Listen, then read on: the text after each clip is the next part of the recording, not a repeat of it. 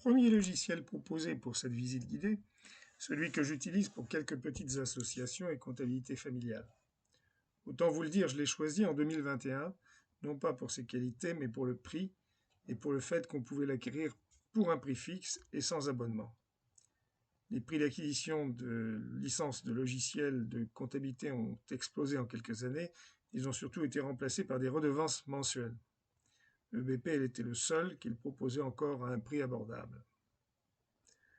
EBP est un concepteur de logiciels de gestion français. Son concurrent direct, Ciel, a été racheté il y a quelques dizaines d'années par une société britannique, Sage. EBP a environ 40 ans d'existence, probablement comme Ciel. Son premier logiciel est arrivé avec celle des premiers PC, Personal Computer. Sauf erreur, son premier produit s'appelait Harpagon. C'est tout un programme. Tous les vieux experts comptables comme moi l'ont connu. Le logiciel de comptabilité a été refait entièrement il y a 5 ou 6 ans. Autant vous dire, je préférais la version précédente, celle-ci est un peu buggée. Il faut savoir que l'achat d'un logiciel comptable ou l'utilisation d'un logiciel comptable sur le net sont un passage obligé du fait des exigences fiscales relativement récentes. Mais encore faut-il qu'il soit reconnu par l'administration fiscale, c'est-à-dire qu'il ne soit pas rejeté au premier contrôle fiscal.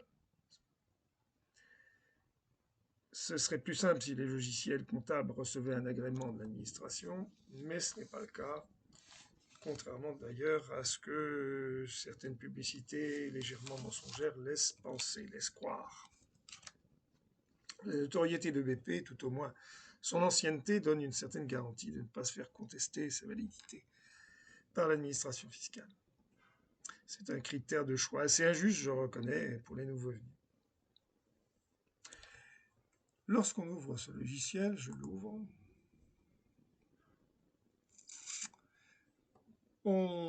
Premier choix, on doit ouvrir évidemment un dossier, soit le dernier, soit le dossier de démonstration. C'est celui-là d'ailleurs que j'avais ouvert en dernier. Donc j'ouvre le dossier de démonstration. Il y a très souvent un dossier de démonstration sur les logiciels comptables qui permettent de se faire la main. Premier écran, un tableau de bord.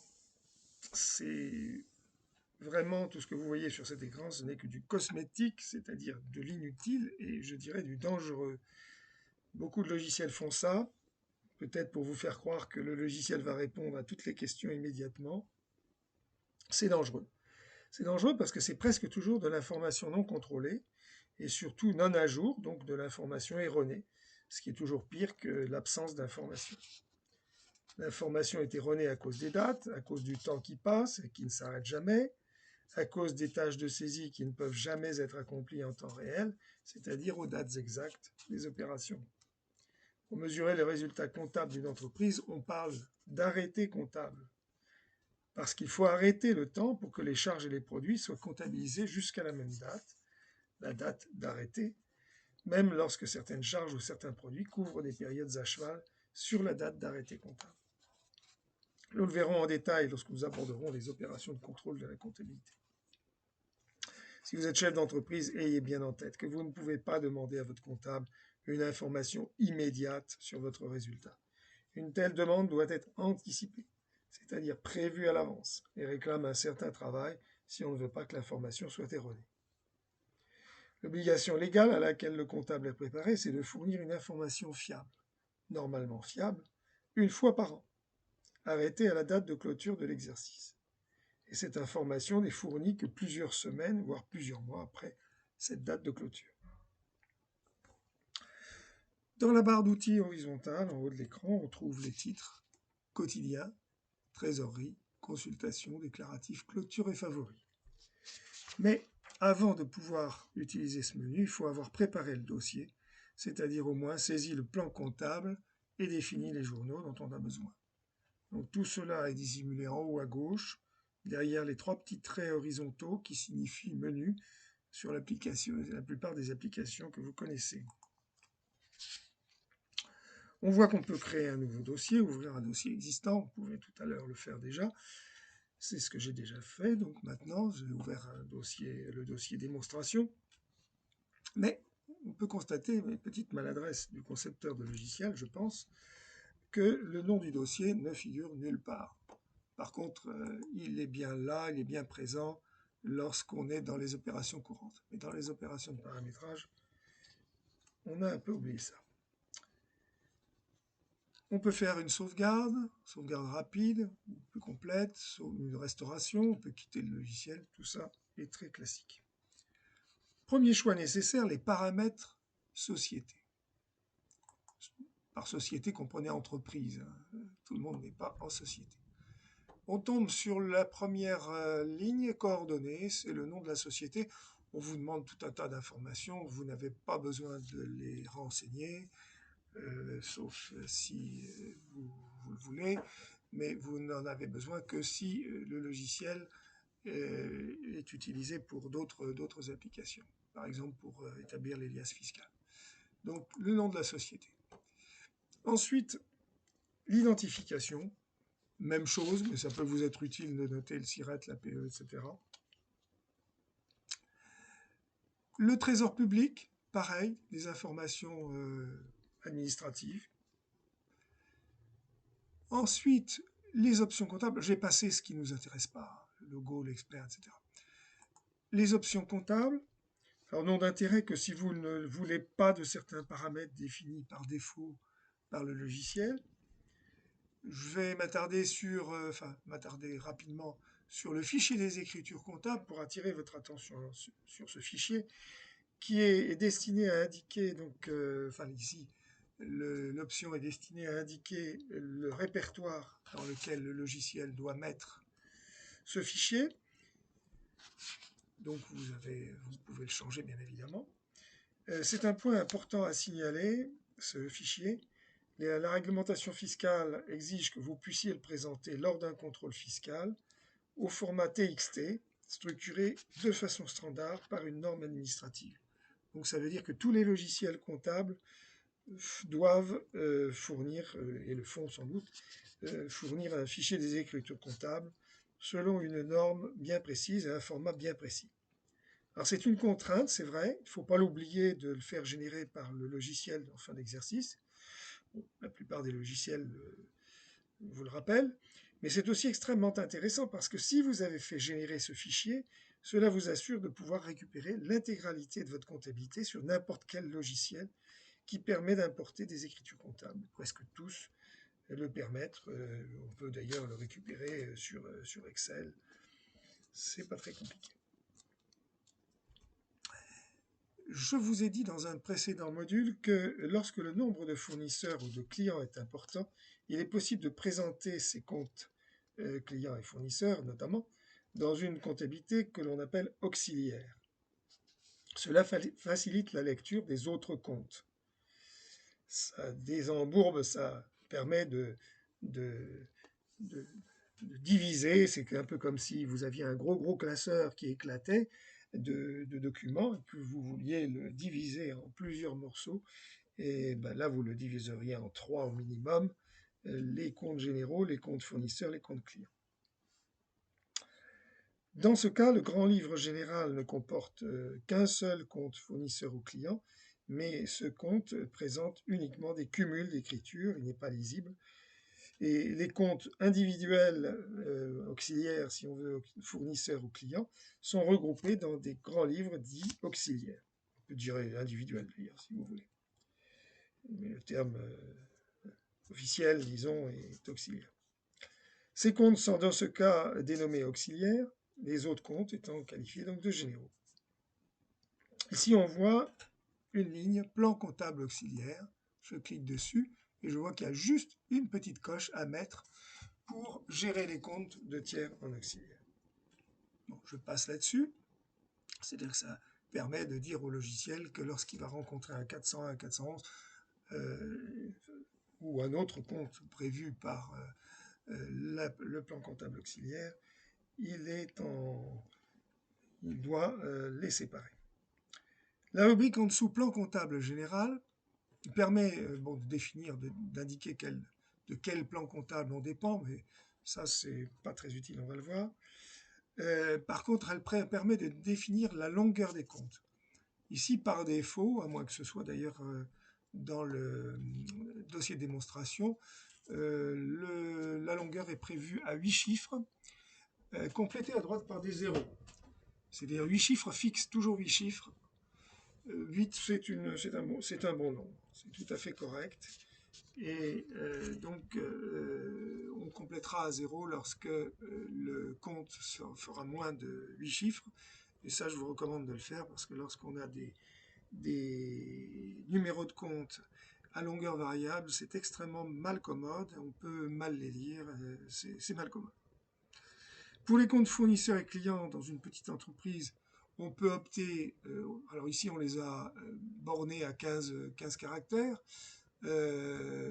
complétés ou pas avec des zéros. On ne les a pas complétés avec des zéros. Là, je pense que c'est une bonne idée.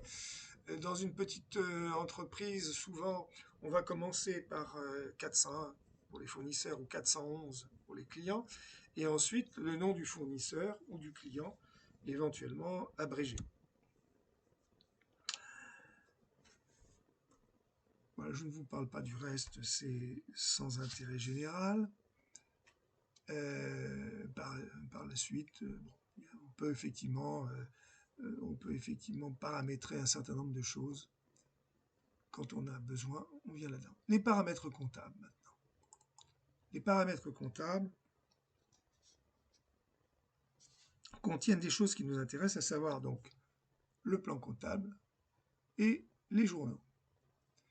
Le plan comptable, on voit qu'il y en a déjà un ici, et en général, la plupart du temps, il y en a un qu'il ne faut surtout pas prendre, parce que regardez le nombre de comptes qui ont été créés, c'est un nombre de comptes tout à fait énorme, avec plein de comptes inutiles, c'est-à-dire que ça prévoit tous les cas possibles. Donc c'est totalement contre-productif de créer un plan comptable aussi détaillé. On voit ensuite le plan comptable de référence, ça c'est carrément le plan comptable réglementaire, soit le plan comptable général, soit un plan professionnel particulier si vous en dépendez. C'est ni plus ni moins le plan comptable général, ou celui d'une banque ou d'une compagnie d'assurance ou d'un agriculteur qui dépendent de plans comptables particuliers. Alors dans le plan comptable, on voit que la liste des comptes donc, est démesurée. Donc la première chose à faire, c'est de supprimer, à mon sens, tous les comptes, et de redémarrer d'une feuille blanche. Alors ici, vous voyez qu'il y a des comptes que l'on appelle racines. En fait, ce sont des titres, donc il ne faut pas les supprimer. Donc la première chose à faire, c'est de dépointer tout ça. Et puis quand vous aurez fini, vous cliquez à droite et vous lui dites supprimer. Voilà. Bon, on va dire non, parce qu'on va travailler avec le plan comptable pour ne pas perdre de temps. Alors faisons ajouter. Alors pourquoi est-il contre-productif de conserver tous ces numéros de compte? Alors, premièrement, parce que bien entendu, quand vous aurez un compte à sélectionner, il faudra le chercher dans une liste. Donc votre liste va être démesurée. Et deuxièmement, si vous créez des comptes inutiles, vous allez être forcément automatiquement, vous commettrez l'erreur d'enregistrer des écritures dans le compte voisin, et si bien que vous aurez des écritures vraisemblablement à reclasser un peu partout. Donc faisons ajouter pour voir ce qu'on peut saisir. On demande évidemment son numéro de compte, son intitulé, c'est-à-dire le nom du compte, le type, c'est-à-dire s'il s'agit d'un compte détail ou racine. Vous avez vu que les comptes racines, ce sont des sous-totaux, donc on peut effectivement créer des sous-totaux, ça peut être très utile, notamment quand on gère des problèmes de TVA ou autre, enfin, on y viendra plus tard.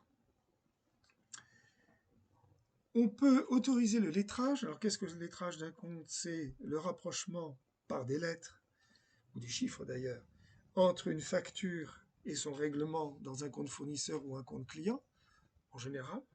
Ça peut être d'ailleurs dans d'autres comptes. On verra que c'est très utile pour le contrôle des comptes et leur lisibilité d'ailleurs. Mais attention, si un compte est lettrable, il faudra le lettrer, sinon vous aurez une très mauvaise surprise lors de la reprise des soldes au premier jour de l'exercice suivant. On appelle ça la reprise des à nouveau. Le logiciel reprendra en général le détail des opérations non lettrées. Donc si un compte n'a pas été lettré, ce sera la totalité des écritures du compte. On peut permettre que ce lettrage se fasse en cours de saisie ou non.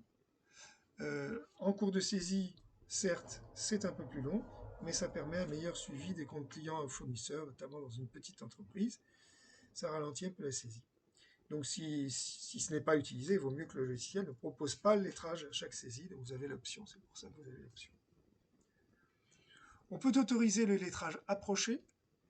Dans ce cas, lorsque par exemple un client a arrondi son règlement, le logiciel passera automatiquement une écriture de charge ou de produit pour que le règlement corresponde tout de même à la facture. Et on vous demande quand même, bien sûr, un écart maximum, c'est-à-dire par exemple en dessous d'1 euro, il le fait sans vous demander. Au-dessus d'1 euro, ce sera à vous de le faire ou il vous demandera. Je passe sur le reste. Je vous montre l'essentiel. Paramètres avancés. Un petit détail, mais qui est intéressant à savoir. Tous les logiciels permettent de le faire. On peut, en général, on peut bloquer un compte à la saisie, on peut le rendre inactif. C'est très utile quand on modifie le plan comptable. On ne peut pas supprimer un compte dans lequel il y a eu des écritures, même les années précédentes, mais on peut éviter qu'il soit de nouveau utilisé. Par exemple, si vous changez de compte bancaire, le compte bancaire ancien, vous le bloquez ou vous le rendez inactif. Bloquer est encore plus important que inactif, parce que inactif, vous ne le verrez plus, mais vous pouvez encore passer des écritures, alors que compte bloqué, c'est les deux. Vous ne le voyez plus et on ne peut plus passer des écritures dessus. Dans la même création de compte, on vous demande quels sont les types de journaux autorisés. Autrement dit, pour un compte particulier, par exemple, si je crée un compte d'achat de matières premières, n'importe quoi, 601 999, ici, par défaut, les journaux proposés sont achats, trésorerie, opérations diverses. On se doute bien qu'un achat, ce n'est pas une vente, donc le logiciel de lui-même dépointer le journal des ventes.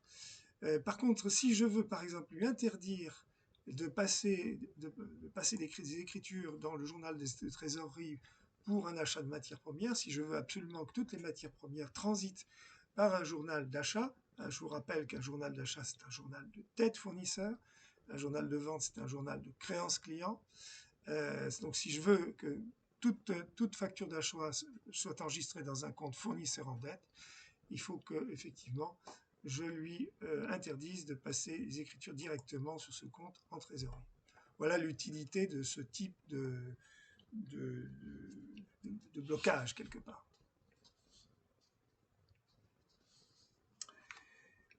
On peut informer les coordonnées du compte de tiers.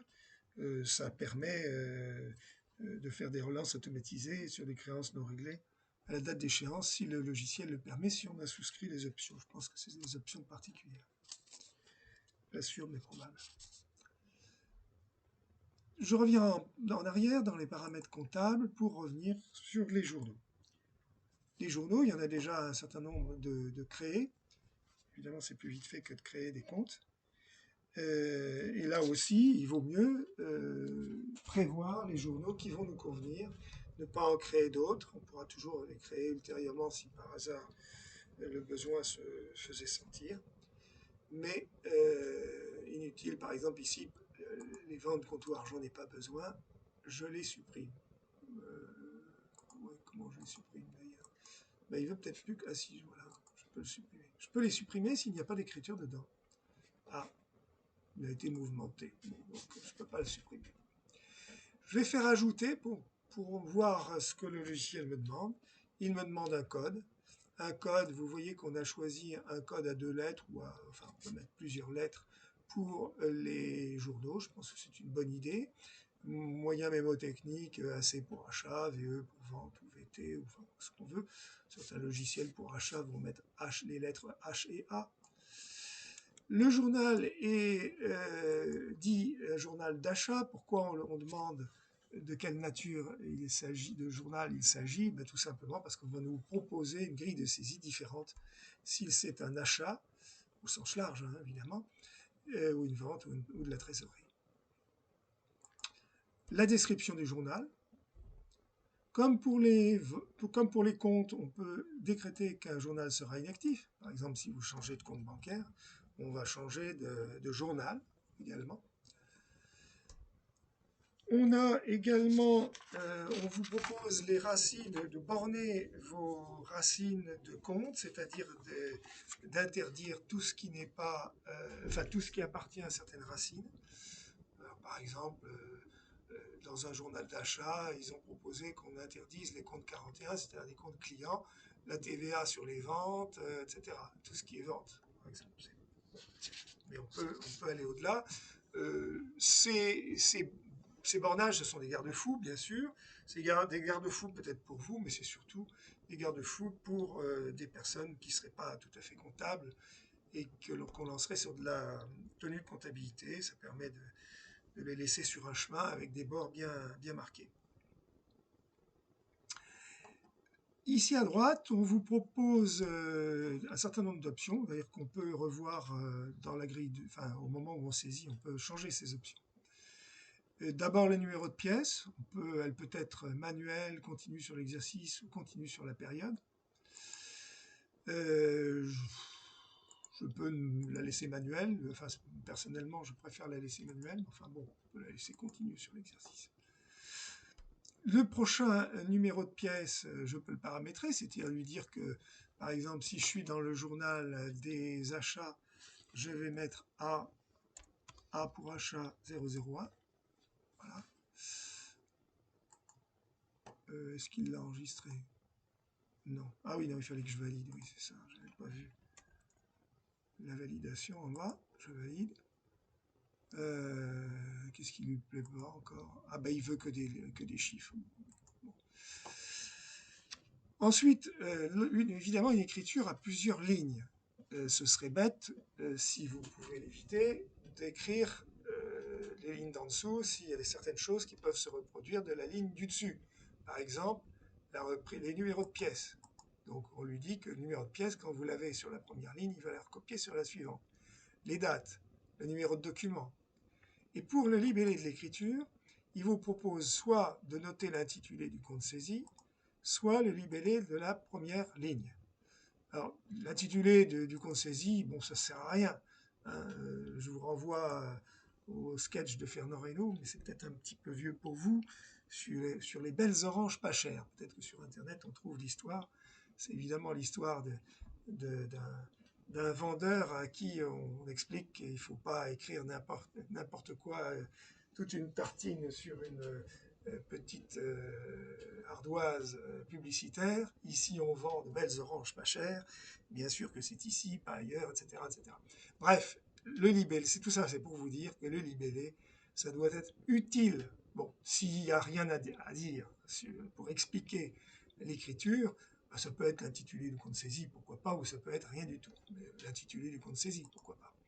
Mais ce qui est important, c'est par contre que vous n'ayez pas à réécrire le libellé de l'écriture sur la deuxième et la troisième ligne s'il y a 3 lignes. Donc on va lui demander que le libellé de l'écriture soit toujours le libellé de la première ligne. Ce qui ne vous empêchera pas de modifier votre saisie à votre convenance sur les lignes suivantes. Le mode de saisie confirmé, simulé, je ne sais pas ce que ça veut dire à vrai dire.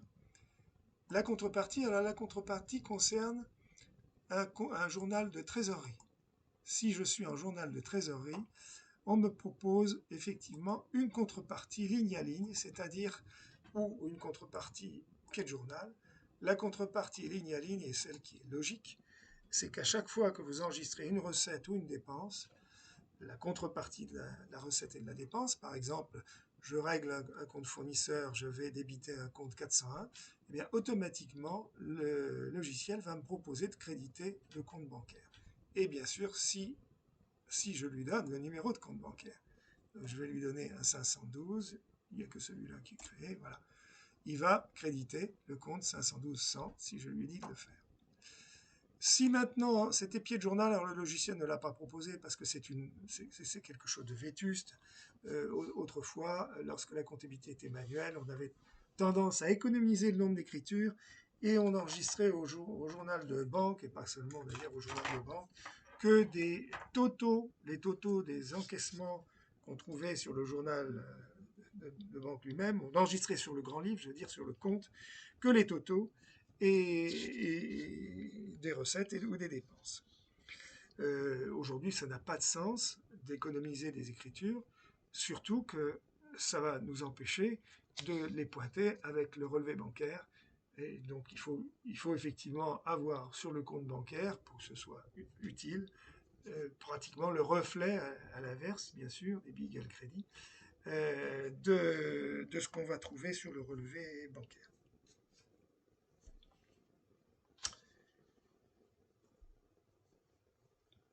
Voilà. Hop, j'en sors. Voulez-vous enregistrer? Je vais lui dire non. Gardez ce qu'il y a là-dessus. Bon, le reste, un peu d'intérêt, modèle de libellé, c'est pas. Vous pouvez créer des raccourcis pour des libellés standards, en général, c'est peu approprié. Parce que vous avez le droit, bien sûr, dans une comptabilité, dans un libellé, justement, de mettre des abréviations, pour autant qu'elles soient compréhensibles, évidemment, de celui qui vous lit, du vérificateur fiscal, par exemple. Donc, si vous mettez des abrégés, il faut qu'ils soient compréhensibles. Mais c'est pas utile, effectivement, d'avoir une table de libellé standard. Je passe, donc on a vu paramètres société, paramètres comptables, données complémentaires. Dans les données complémentaires, on trouve deux choses qui peuvent être utiles, donc je vous en parle aussi. Dans Quotidien, on trouve des guides d'abonnement et des guides de saisie. Alors dans les deux cas, ce sont des grilles de saisie pré-remplies. L'abonnement de charge, ça peut être deux choses différentes qui sont souvent proposées par les logiciels comptables. Premier usage, permettre l'enregistrement automatique d'une opération qui est connue d'avance et de montant constant. Par exemple, si vous payez tous les mois votre loyer, qui est prélevé d'ailleurs peut-être sur votre compte bancaire, bien vous pouvez faire en sorte que l'écriture soit passée automatiquement en banque sans que vous ayez à vous en occuper. Bon, s'il n'y en a qu'une, ça ne vous donnera pas beaucoup d'économie de temps, mais vous pouvez peut-être en trouver 5 ou 6 à préenregistrer de cette façon-là. Ici, peut-être que c'est ce qui a été fait. Non, c'est pas ce qui a été fait, parce qu'ici, ça ressemble à un abonnement de journal d'achat. C'est un journal d'achat.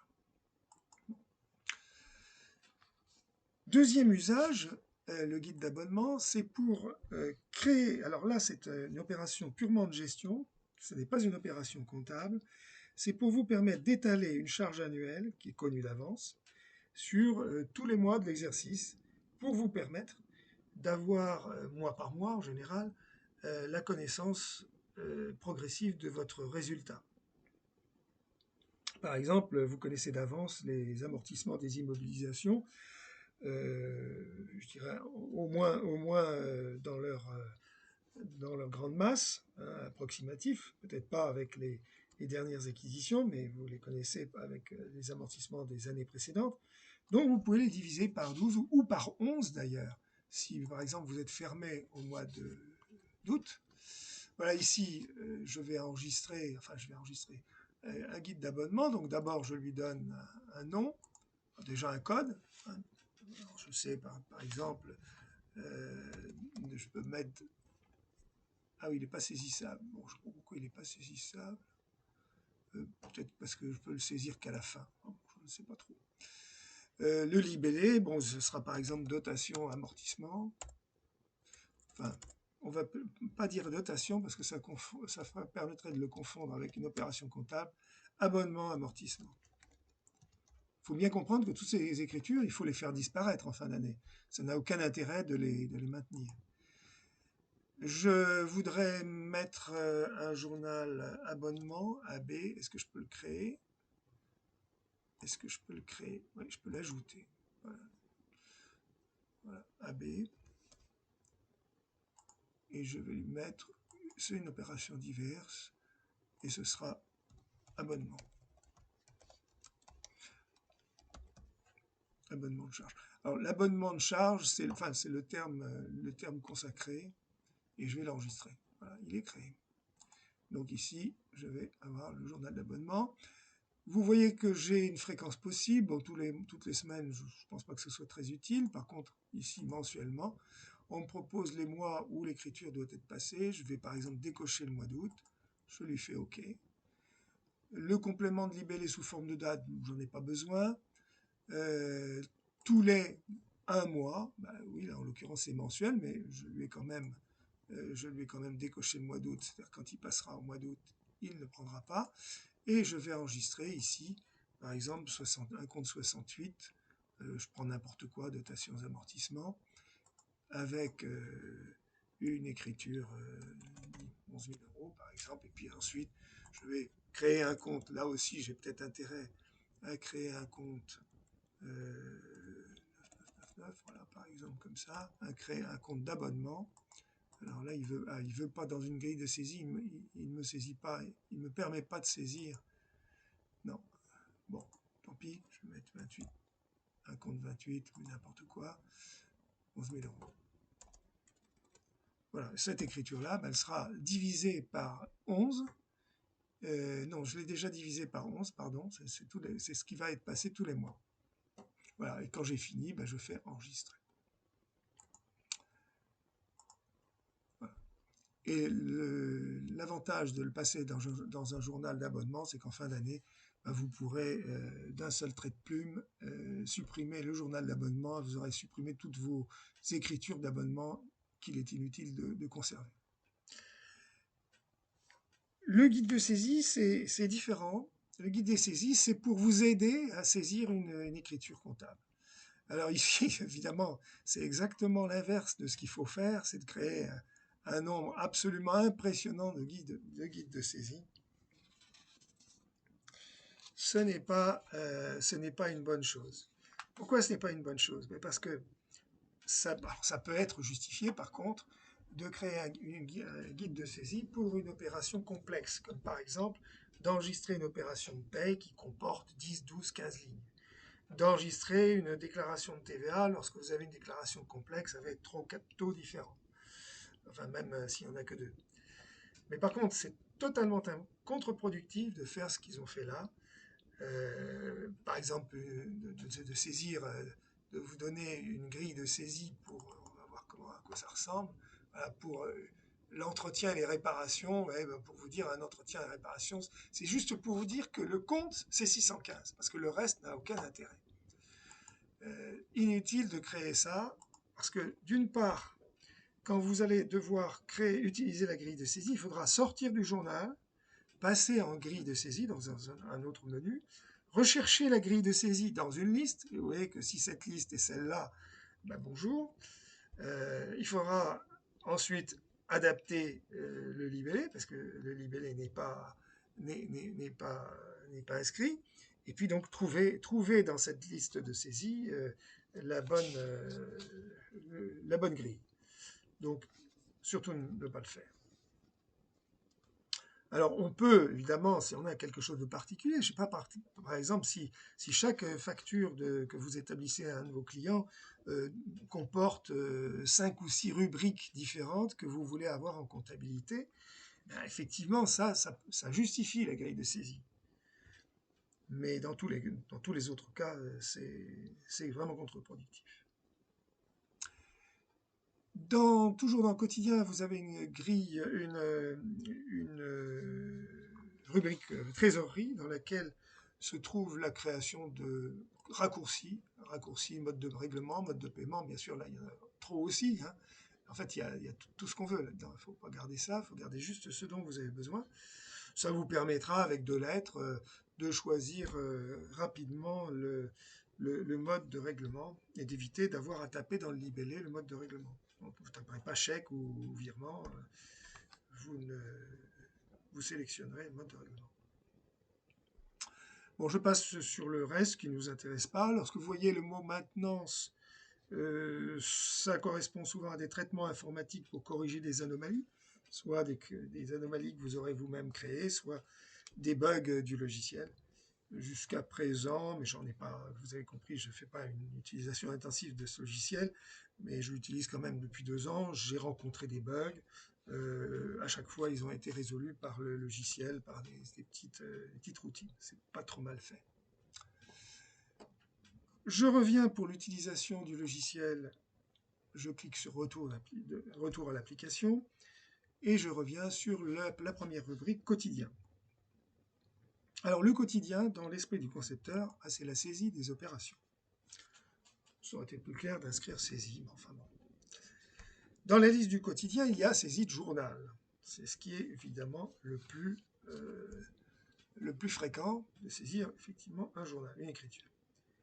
On voit qu'en dessous, on a la saisie guidée, et puis une troisième saisie pratique, que je trouve franchement pas pratique, mais elle existe dans beaucoup de logiciels, sur Ciel vous la retrouverez, alors je commence par ça, où on peut saisir des factures des clients avec une espèce de grille. Je cherche une facture client. Voilà. Ah oui, il faut que j'ajoute. Non, elle ne vient pas. Tiens donc. Ah, ajouter facture d'achat, d'accord. Et là, j'ai une grille où tout de suite c'est TTC TVA hors taxe, et ça a l'air sympa, fournisseur, etc. Mais ensuite, il faudra de toute façon détailler. Vous aurez peut-être un montant de TVA à calculer, mais si sur votre facture d'achat, il y a 2 taux, bah, c'est fini, ça ne marche plus. Vous serez obligé de modifier ce taux-là, etc. Non, c'est idiot. Il ne faut pas passer par ce genre de choses, il faut passer par une saisie de journal. C'est plus simple. Même si vous ne connaissez pas, vous aurez vite fait de connaître le numéro de compte de TVA et de quelques écritures de charges. De toute façon, ça ne vous dispense pas, en passant par la saisie pratique, de trouver en tout cas le bon numéro de compte de charge correspondant. Alors ici, quand je suis sur l'écran principal, je vois tout de suite les codes des journaux s'afficher. Effectivement, ça nous invite à aller dans des grilles de saisie par journal. Il y a 2 solutions. Soit vous saisissez une écriture comptable et ici, donc bien sûr, je peux lui proposer ça, je peux proposer achat, et ici, vous tapez sa date d'écriture complète, le mois compris, son numéro de pièce, et ensuite, vous inscrivez votre écriture en dessous, vous l'ajoutez. Alors que dans l'autre opération, donc ça veut dire quelque part qu'à chaque saisie d'écriture, j'ai un écran. C'est-à-dire quand j'ai fini de passer une écriture, je l'enregistre ici et j'en sors et je recommence. Et malheureusement pas, je n'ai pas trouvé d'endroit où on pouvait aller à la saisie suivante sans sortir du menu. Mais bon. L'autre possibilité, on va cliquer sur le journal d'achat, c'est d'appeler le journal lui-même du mois concerné. Alors, bizarrement, elle m'appelle le mois de décembre alors que j'ai rien enregistré depuis le début de l'année. Donc on va commencer au mois de janvier.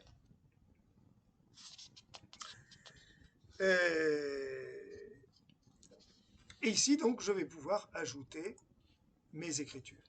Alors disons que cette méthode-là a l'inconvénient de pouvoir se tromper de journal. Hein, quand vous avez plusieurs mois ouverts, et systématiquement, elle vous propose le mois d'avant. C'est assez bizarre, mais toujours un mois en retard. Il faut penser effectivement à changer la période. Par contre, heureusement, lorsqu'on s'est trompé de journal ou de mois, ça m'est arrivé un certain nombre de fois, un clic droit sur l'écriture permettra de réimputer l'écriture sur le bon journal et le bon mois. Donc, à moindre frais, on peut corriger son erreur. Par contre, l'avantage, c'est que lorsque vous êtes sur cette grille de saisie, ça vous offre la possibilité de voir ce qui a déjà été comptabilisé dans le même mois et sur le même journal. Donc, à la limite, c'est utile quand vous ne savez plus où vous en êtes pour savoir ce que vous avez déjà comptabilisé et ce qui vous reste à comptabiliser.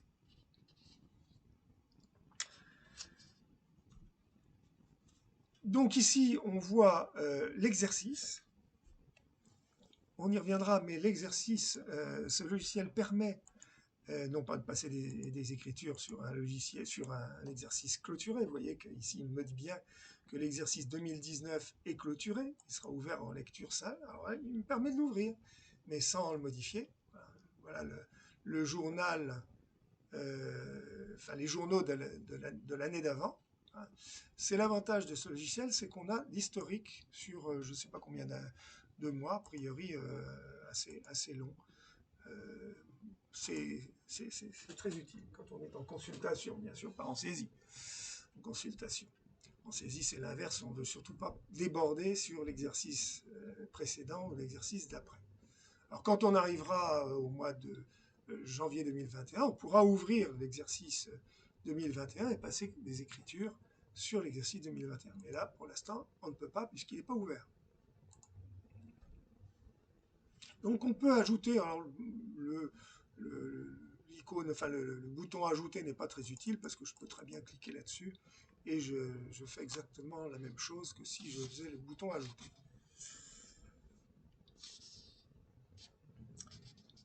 Alors on nous demande donc d'enregistrer le quantième du mois, donc ici, JO c'est journal, le numéro de pièce, on me le propose, comme vous avez vu, il est proposé en automatique, mais je peux le modifier.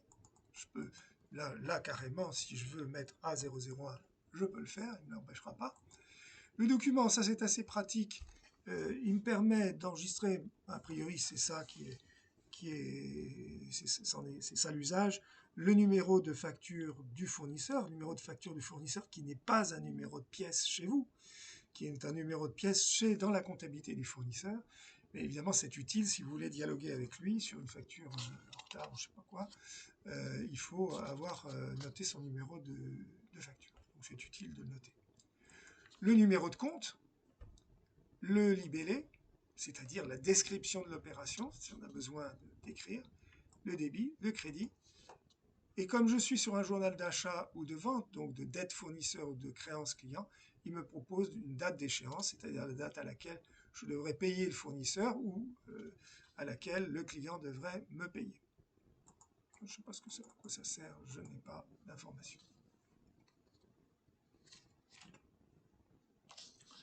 Donc, je vais vous proposer qu'on saisisse quelques opérations. On va enregistrer une facture d'achat. Je suis bien dans les achats et en janvier. Je vais enregistrer ça au 31 janvier, s'il s'agit de prestations d'un fournisseur pour toute l'année. J'ai enregistré A001, le premier numéro de pièce. Je cherche le numéro de compte du fournisseur, par exemple Dupont. Ah, ils sont déjà créés, j'en voulais un. Alors on va créer Duvaux. Voilà, Duvaux. Il n'est pas créé, donc je peux l'ajouter. C'est ça que je voulais vous montrer. Je peux l'ajouter en cours de saisie, ce qui est quand même assez pratique. Donc je vais taper son nom et après tout, j'ai autorisé le lettrage, autorisé l'échéancier. Vous voyez que je peux lui interdire je peux faire du lettrage en cours de saisie, éventuellement, ça peut être une option, et j'enregistre. J'enregistre, hop, voilà. Je sors de la saisie, de la création de compte, et je rentre dans la saisie. Le libellé, je peux avoir un libellé évidemment approprié à mon cas. Supposons que c'est la société de ménage qui vient faire le nettoyage dans les locaux. Ménage janvier. Voilà, ça c'est un libellé utile. Le montant de la facture, je vais dire que c'est 480 €. 4800, ce serait un peu cher. Le date de l'échéance ne m'intéresse pas, donc je laisse 31 janvier. Là, j'ai fait une tabulation. Vous voyez, j'ai pas, ou d'ailleurs, je pouvais éventuellement faire entrée, c'était pareil. Voilà, avec tabulation ou entrée, c'est la même chose. Il m'a proposé tout de suite la deuxième ligne, il sait bien qu'il m'en faut d'autres. Je vais chercher une ligne de charge, évidemment, un compte de charge de ménage. Donc, je sais que c'est un 615. Bon, je prends le premier venu. Hein, c'est pas, normalement, j'aurais dû créer un compte 615 ménage, probablement. Et vous voyez que je suis assisté, je ne vous l'ai pas montré tout à l'heure, mais vous l'avez remarqué, on m'a proposé la facture au crédit pour le compte 401 et on me propose la facture au débit pour le compte 615, évidemment pour le montant hors taxe. Et enfin, la TVA. Alors si j'en avais pas, évidemment, voilà, bon, je prends n'importe quel taux de TVA, voilà. Et il me propose le solde 80 €. Je ne connais pas le taux de TVA, mais quoique si, 445 661, c'est peut-être bien. Ah, je ne veux pas leur... Ah, je voudrais revenir sur la liste. Voilà. 661, est-ce qu'il avait enregistré? Non. Non. Là, il ne me complète pas à droite, donc ça veut dire que le plan comptable a mal été défini. Voilà, j'ai terminé pour le premier. On va en prendre une deuxième. J'ajoute. Alors là, je suis un peu... Normalement, si l'écriture est soldée, logiquement, il doit comprendre que c'est une nouvelle écriture. Voilà, donc vous remarquez que l'écriture nouvelle est symbolisée par ce cadre bleu. A002. Je vais prendre un compte existant, cette fois-ci 401 pater. Il existe. Je le sélectionne et c'est parti. Alors disons que c'est de l'outillage. Donc si c'est de l'outillage, je vais le noter. Pourquoi pas. Sa facture fait 600 €. Même chose que tout à l'heure. Je vais chercher un compte de charge d'outillage. 606. Et je cherche petit outillage. Alors j'ai évidemment pas la place de mettre toute la liste de ce que j'ai acheté, ça c'est évident. Donc à la limite, s'il y a un gros élément, je peux mettre le gros élément, plus pour le reste. Voilà la TVA. Je sors du journal d'achat. Vous allez voir qu'il ne me laisse pas sortir comme ça. Il me demande d'enregistrer. J'aurais pu d'ailleurs enregistrer ici. Enregistrer ici, ça me permet éventuellement de ne pas sortir du journal et d'aller voir les comptes qui seront effectivement à jour de ces écritures. Donc ici, jusqu'à présent, les comptes n'étaient pas à jour. Là, ça y est, ils le sont. Je passe quelques écritures de banque. BP. Il me met toujours au mois de décembre. On ne sait pas bien pourquoi. Voilà, janvier. Bon, c'est bien le bon exercice. La banque principale. J'ajoute, alors bien sûr, BP, c'est pas ce qu'il faut faire. Hein. Il faut mettre le nom de la banque. Hein. CM pour Crédit Mutuel, SG pour Société Générale. Parce que au début, vous n'aurez peut-être qu'un seul compte bancaire, mais ensuite, vous en aurez peut-être un deuxième, ou même vous n'en aurez qu'un, mais vous aurez changé de banque. Donc, que votre journal soit le code du journal soit parlant. J'ajoute, pareil, c'est la même façon de procéder que tout à l'heure. On est par exemple le 12 janvier. Je n'ai pas réellement de numéro de pièce, donc je peux mettre 0, enfin je peux mettre un blanc. Le numéro de document, le numéro de pièce, ça va être un virement si vous voulez. Donc le virement, je vais le retrouver sur mon relevé bancaire. Je n'ai pas besoin de justifier le virement. Il existe sur la pièce de la banque, sur la pièce générale mensuelle. Le document, pas besoin de le noter. Alors, si, peut-être effectivement, si je veux vraiment noter le numéro du fournisseur, mais enfin, il faut économiser son temps aussi. Hein. Il y a des choses utiles à inscrire. Ici, c'est un règlement de client 411 et c'est un client tonnier. Voilà, tonnier. Bon, je n'ai pas besoin de mettre un libellé particulier, je laisse s'afficher ce qui m'indique là. Vous voyez que s'agissant d'un client, on me propose l'encaissement évidemment au crédit. Hein. C'est bon pour les débutants. 2400 €. Et là, il me propose un moyen de paiement. C'est un virement, je tape V. Mais malheureusement, il n'est pas assez intelligent pour me proposer ce qui commence par V. Il me propose la liste complète. C'est un petit bug, enfin, maladresse du... Voilà. Et là, je n'ai qu'à passer sur Entrée. Vous avez vu, il m'a mis la contrepartie automatique. Donc, au débit de ma banque, je vais bien avoir le virement de 2400 € que je retrouverai bien sûr au crédit de mon relevé, 2400 € dans les virements. Maintenant, on est le 15, mais pas de pièce non plus. Encore un règlement client. Le client s'appelle EK. Le voilà. Là, vous voyez, il ne met rien parce que tout simplement, le compte client a été proposé sans libellé sur le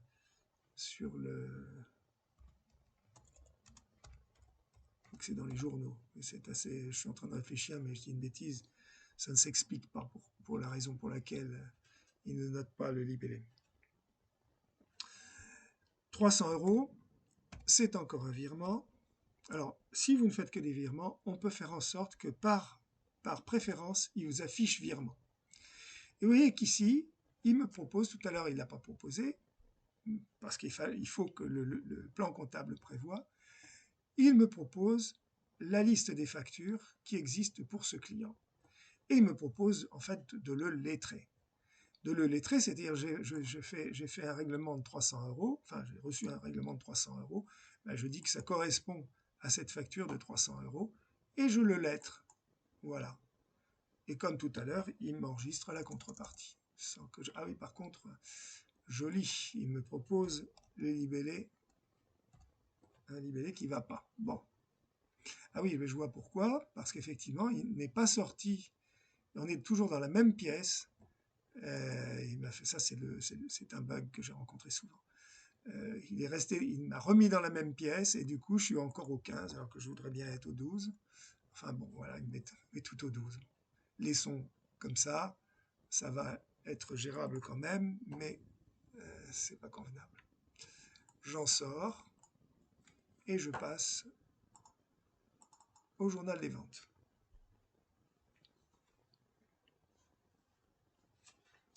Et dans le journal des ventes, je vais enregistrer une vente pour qu'il y ait quelque chose, donc toujours la même chose. Je voudrais bien que le mois de janvier existe. Voilà. Donc au journal des ventes, le 10 janvier. Ici, je vais enregistrer le numéro, je vais saisir le numéro de la facture, et vous savez que les factures clients doivent se suivre chronologiquement, c'est une obligation légale. Et quand on dit chronologiquement, ça veut dire que la première facture de l'année, c'est pas numéro 1, c'est le dernier numéro de l'année précédente plus 1. Donc, par contre, vous pouvez éventuellement faire figurer dans votre numéro de facture le mois et l'année, enfin l'année et le mois. Donc par exemple 20, on peut mettre même une barre, je crois qu'il le permet, 20 01 / et là je vais mettre, mettons 112 par exemple. Voilà. Le document, c'est le mien, c'est la pièce. Le compte général, je commence par le compte client. Donc, le compte client, c'est un compte client GESPI. Ben, j'ai tapé le G, il n'y en a qu'un qui commence par G. La facture, c'est 1200 €. Date d'échéance, si je veux gérer les dates d'échéance, c'est ici que je le mets.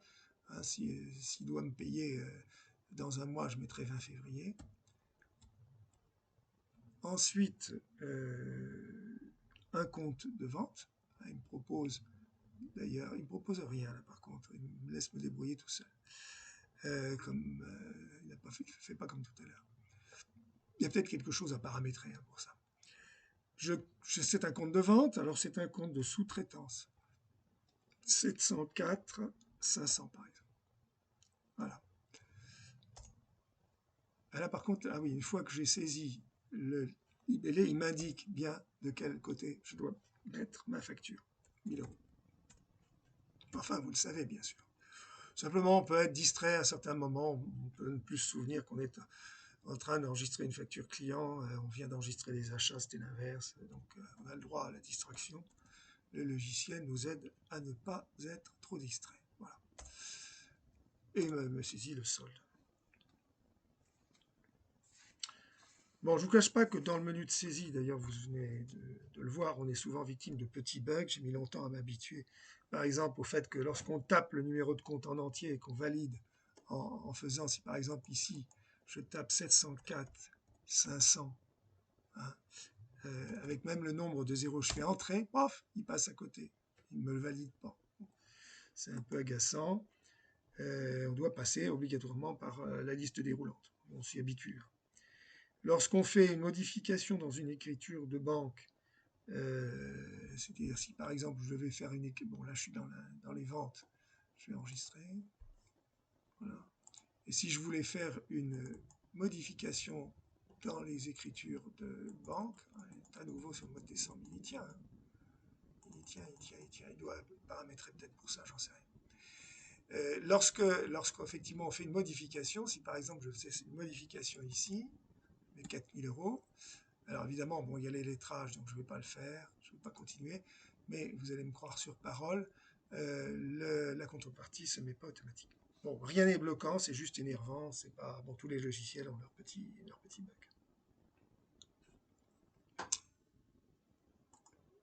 Je reviens dans mon menu horizontal du haut de page. Le second menu, c'est un menu pour parler des relevés bancaires qu'on peut importer et surtout du rapprochement bancaire que l'on peut faire. C'est un pointage.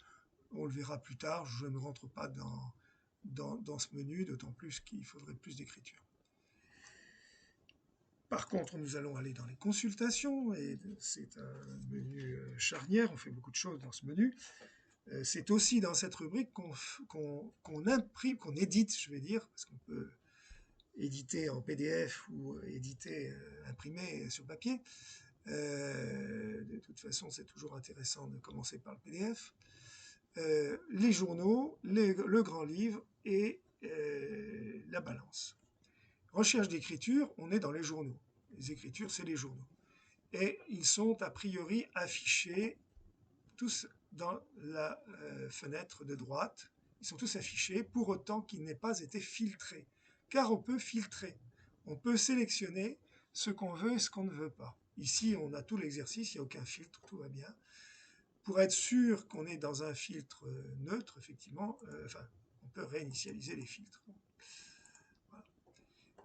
Il y a une autre chose qui est un peu agaçante. Bon, ici, par exemple, le critère de tri, c'est le compte général. On est dans les écritures. Ce n'est pas le compte général qui devrait être trié, c'est les jours.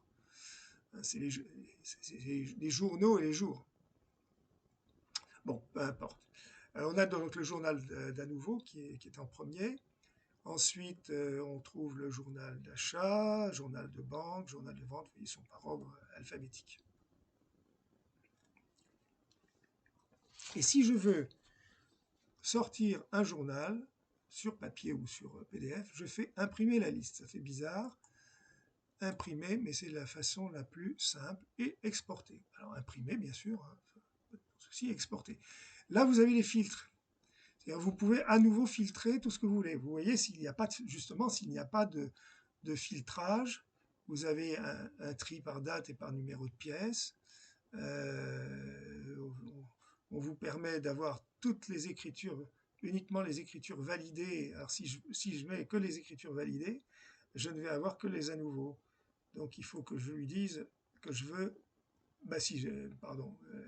elle est bien cochée, non validée, bien cochée, donc j'aurai tout. Et donc exporter. Voilà, exporter, et on a, comme vous voyez, dans tous les formats qu'on peut imaginer, on a bien PDF et on a bien Excel si on veut. Alors, par contre, la sortie Excel, les sorties Excel sont désagréables parce que le concepteur n'a pas pensé aux utilisateurs d'Excel. Il a intercalé des titres qui sont en JPG. Vous avez des images au milieu, donc quand vous voulez utiliser le fichier Excel comme tout fichier Excel, il faut commencer par vous palucher l'annulation, la suppression de toutes les images du titre. Là, c'est une exportation directe sur Excel, mais pareil, avec le même défaut. C'est-à-dire avec des cadres pour les titres, etc. On peut, lorsqu'on est en consultation, passer en mode saisie par un raccourci quelque part, saisir une écriture comptable, un peu, vous savez, comme dans les magasins Ikea, ceux qui connaissent les magasins Ikea comprendront, lorsqu'on vous permet d'éviter de faire tout le labyrinthe imposé et de passer au rayon d'à côté par une voie rapide, un raccourci. Ben, c'est un peu ça. Dans beaucoup de logiciels, notamment les logiciels comptables, on vous permet, vous avez plusieurs façons d'aborder une saisie ou une consultation. Il y a des raccourcis. Quand on les connaît, c'est pratique. Alors ensuite, il y a consultation des comptes. Consultation des comptes, c'est chaque compte un par un que l'on peut regarder, visualiser. Alors si bon, j'ai la sélection qui s'affiche ici, donc toujours exercice, date. Ici, on va voir l'intérêt, je mets toutes les lignes dans un premier temps, et je vais prendre tous les comptes fournisseurs. Donc je tape le premier, et ça me permet de sélectionner le premier de la liste. Voilà. Ben, le premier de la liste, c'est des écritures de l'année dernière, à nouveau. Ça me permet de partir, si je veux les voir toutes, sur l'enregistrement suivant, vous voyez une petite flèche en haut à droite, et de les visualiser toutes, tous. Duvo, c'est celui que j'ai créé tout à l'heure.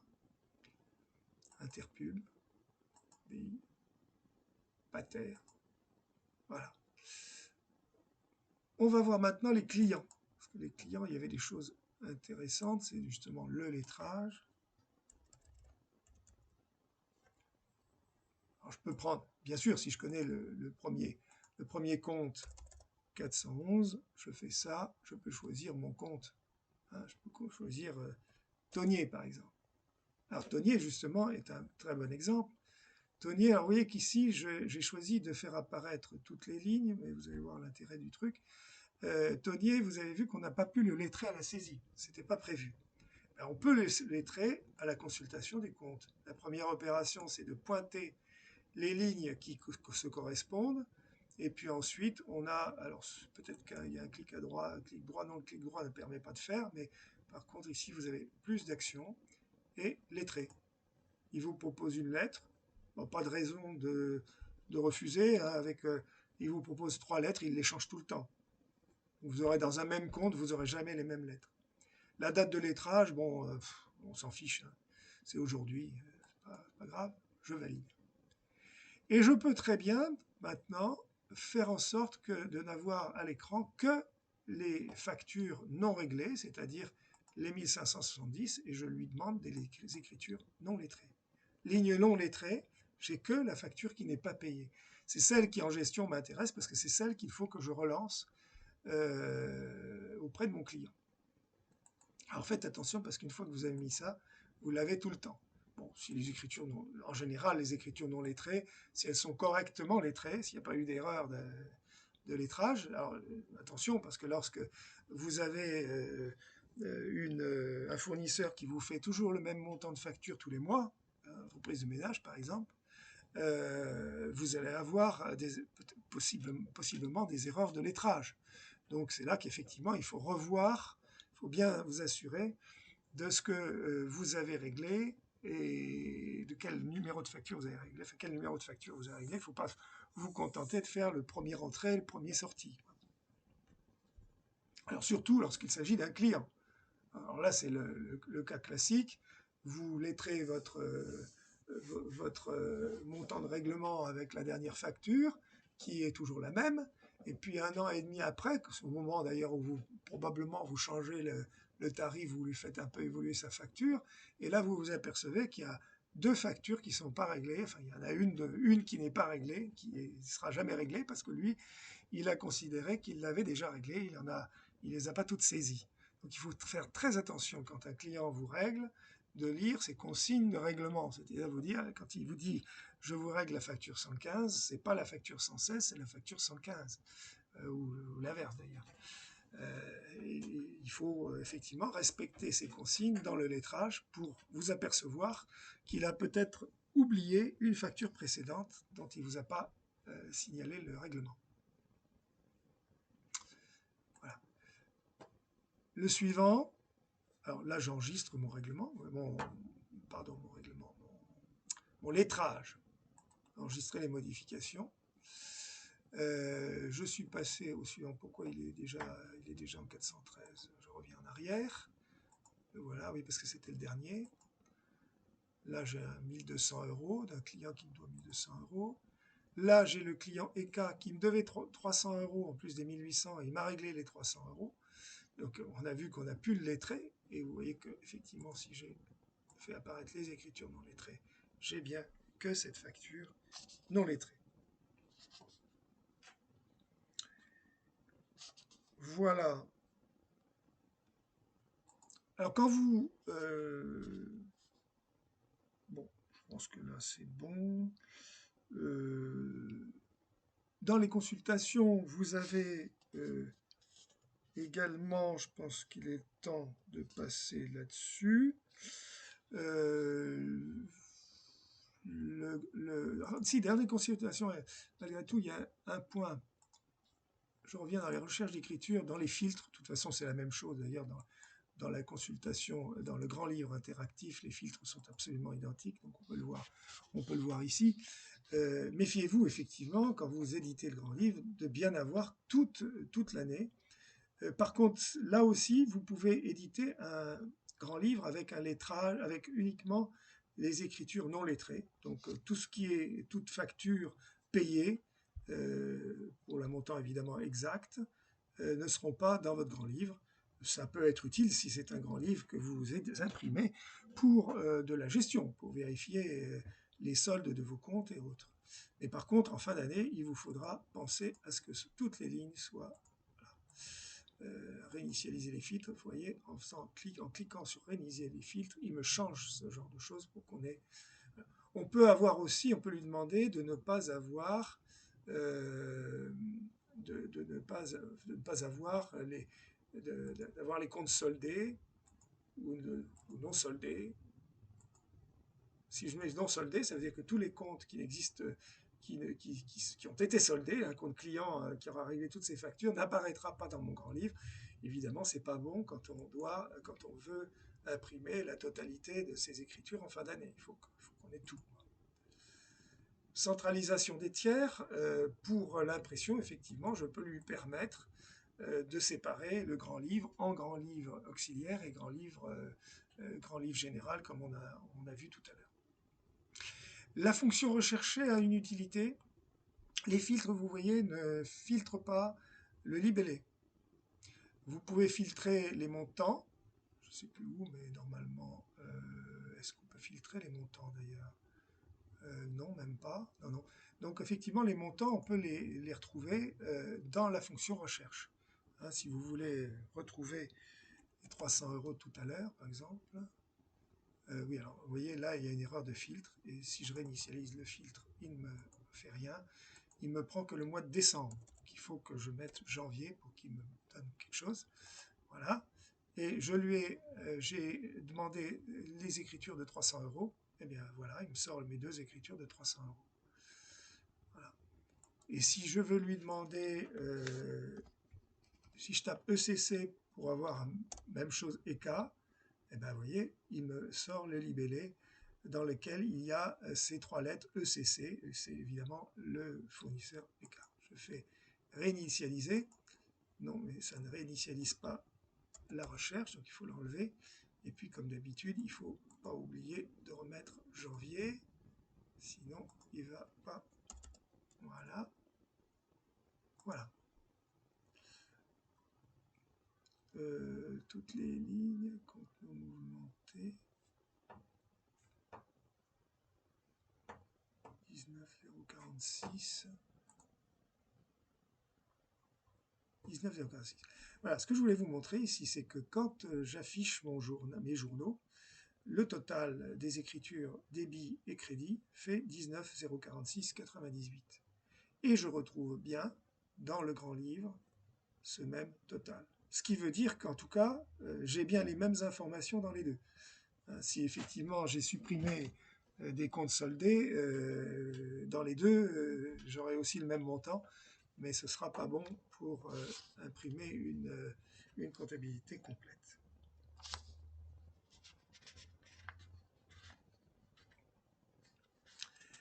La consultation inter-exercice général, ça peut être extrêmement pratique. Ça ne servira à rien, ça dépend ce qu'on fait. Lorsqu'on veut avoir, je vous ai dit que ce logiciel, ce n'est pas le cas de tous les logiciels, conserve l'historique complet.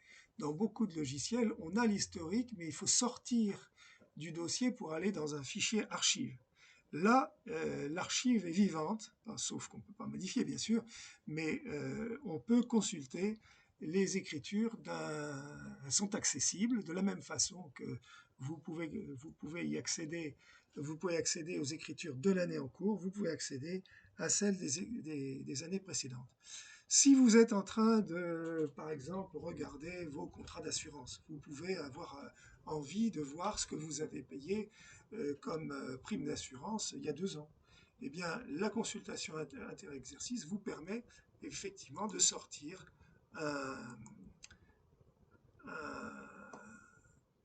un compte de charge. Alors ici, je ne vais pas pouvoir le faire puisque vous avez vu, il y a 3 fois rien dans 2019, mais néanmoins, théoriquement, je pourrais le faire. Alors qu'est-ce qu'elle me fait? Évidemment, elle ne me fait pas grand-chose. Si j'en ai une, ici, je vais lui demander tous les comptes. Tous les comptes, effectivement. Oui, si j'ai tous les comptes, c'est pas très intéressant. Moi, je m'intéresse surtout au compte 6, charge. Voilà, compte de charge jusqu'à la fin, mettons 6 et 7. J'applique les filtres. Et qu'est-ce qu'il me fait? 600 avec du 2019. Oui, c'est pas très parlant. J'ai soit du 2019, soit du 2020, mais j'ai pas les deux en même temps. Mais vous comprenez le principe. Dans le même grand livre, puisque finalement j'ai le grand livre là sous les yeux, je peux avoir un cumul de plusieurs exercices. Ça ne vous intéressera pas pour le montant global, mais ça vous intéressera pour comparer des chiffres des années précédentes aux chiffres des années en cours.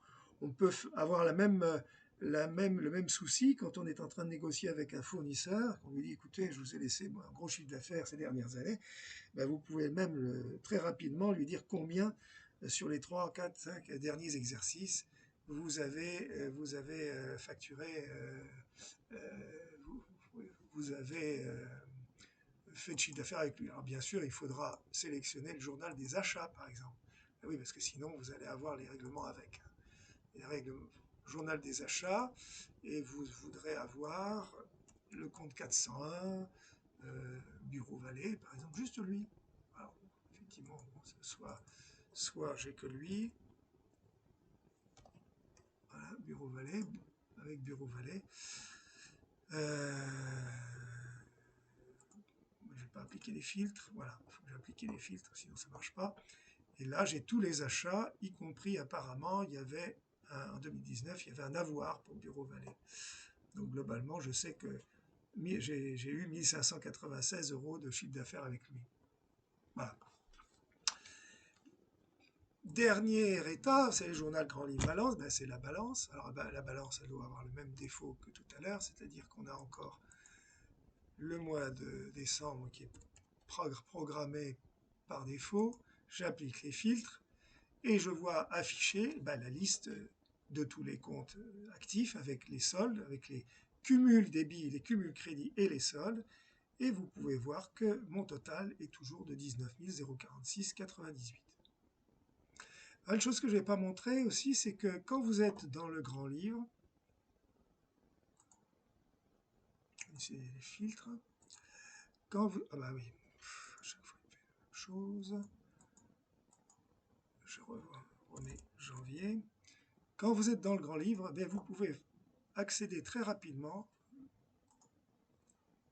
J'ai par exemple mon écriture de ménage, là, je vois que mon compte de charge d'entretien est de 600 €. Je peux accéder à l'écriture tout simplement en cliquant 2 fois dessus. Ah non, pas en cliquant, non. pas en cliquant 2 fois dessus, mais en la pointant et en cliquant à droite, consulter. Voilà. Et je rentre à nouveau je rentre dans le compte, dans consultation complète du compte. Par contre, une chose normalement que je dois pouvoir faire. Voilà, je peux aussi ouvrir la saisie journal. Je peux consulter le compte ou ouvrir la saisie journal, ce qui est utile si je me suis trompé. Je constate en regardant les comptes que je me suis trompé, je peux aller modifier mon écriture sans repasser par la saisie. Ça fait partie de tous ces petits raccourcis. Et lorsque je suis dans la balance, eh bien, même chose. Clic à droite, je peux consulter. Alors, je peux d'ailleurs le lettrer. Mais automatiquement, c'est un peu dangereux parce qu'il va lettrer des montants égaux. Je vous disais, les montants égaux, c'est pas forcément ce qu'il faut lettrer. Si vous avez un fournisseur qui vous envoie toujours la même facture, le même montant, c'est pas forcément automatiquement que vous pouvez le faire. Consultez les traits, vous arrivez dans l'écriture. Et là, vous pouvez... Ah oui, non, je suis en à nouveau, donc ça, c'est pas une bonne idée. Mais enfin, si vous voyez qu'il m'a quand même ouvert, en cliquant 2 fois, il m'a ouvert le journal sur lequel est passée cette écriture-là. Donc on peut à chaque fois, à partir de la balance, revenir en arrière, remonter sur le compte, le grand livre et le journal.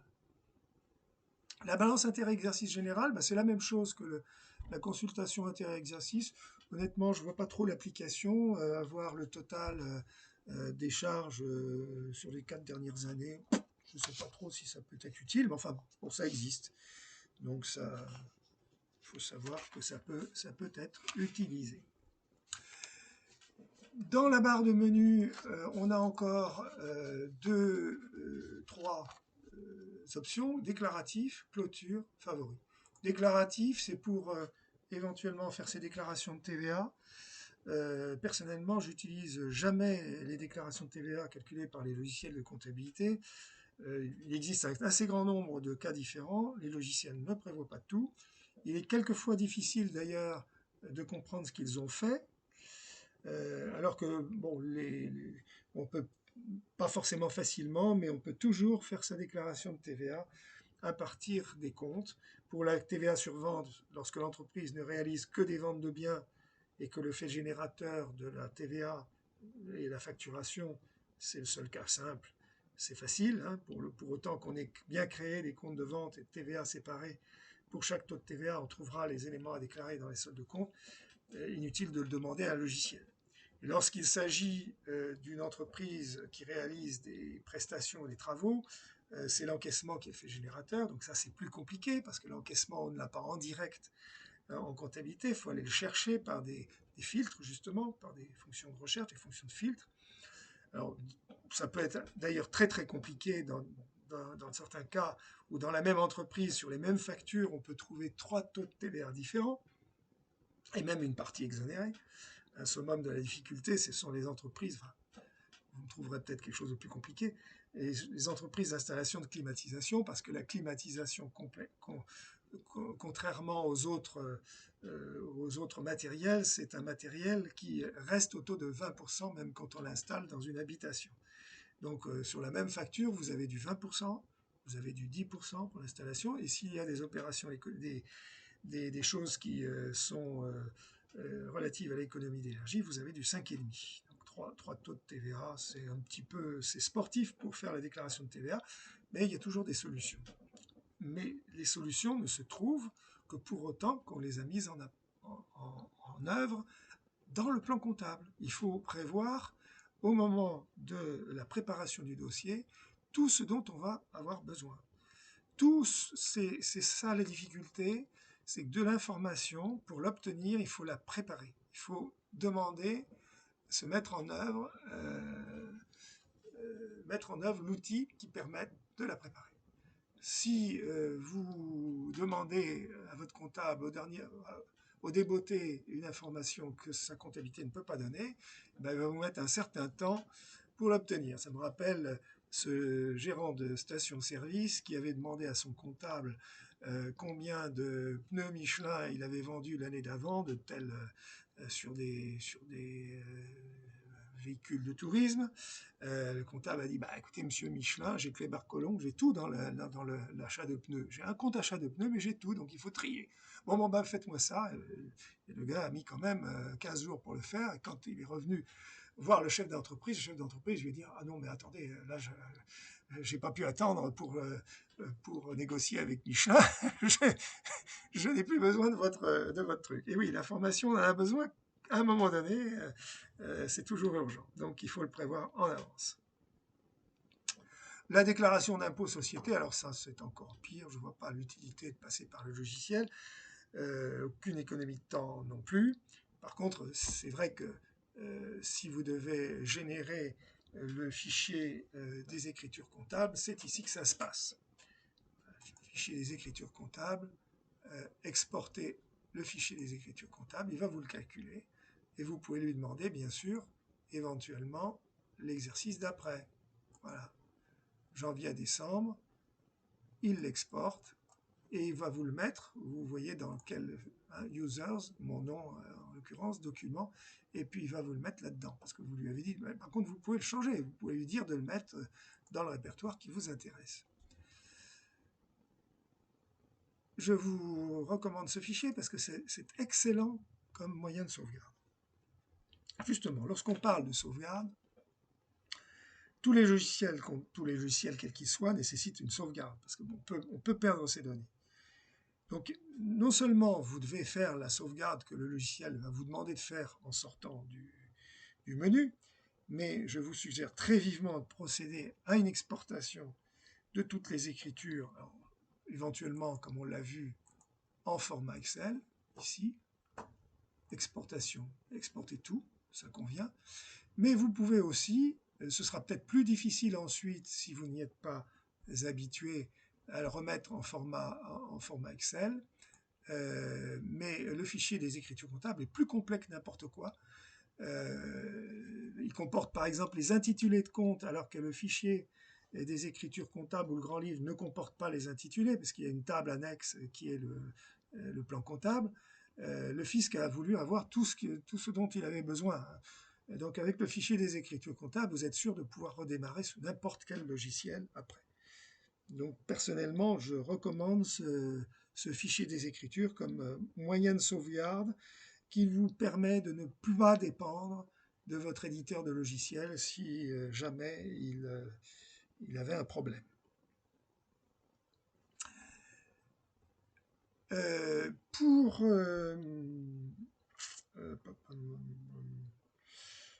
Oui, en ce qui concerne d'ailleurs la sortie de la conversion du fichier des écritures comptables qui est en TXT en XLS, je pense que je ferai un petit tutoriel pour ça qui ne prendra pas beaucoup de temps, qui vous permettra à ceux qui ne connaissent pas bien de le faire rapidement.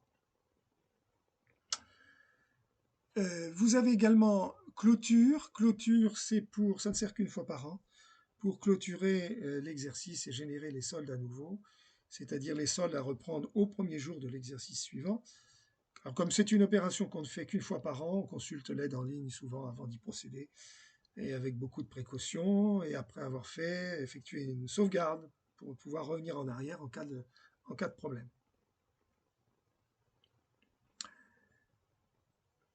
Voilà, donc je vous ai fait un tour d'horizon rapide de BP Compta, et BP Compta ne permet pas de base sans l'achat d'un logiciel particulier qui n'est utile que quand on a beaucoup de comptabilité à tenir pour établir la déclaration fiscale de fin d'année, c'est-à-dire le bilan, le compte de résultat et les comptes annuels. Ce n'est pas très utile. Et en ce qui concerne sa mise en ligne, il existe des outils très simples et gratuits sur Internet pour transmettre à l'administration fiscale le fichier qui va bien. En ce qui concerne la TVA, inutile non plus d'aller chercher très loin pour transmettre la déclaration de TVA à l'administration fiscale. Impôt.gouv.fr, côté professionnel, vous avez la saisie des déclarations de TVA et vous avez fait ça en moins d'une minute. Il y a très peu de chiffres à saisir pour une petite entreprise en tout cas. Voilà, dans le prochain module, le 6.2, donc, je ferai de même pour le logiciel Ciel qui s'appelle aujourd'hui Sage 50.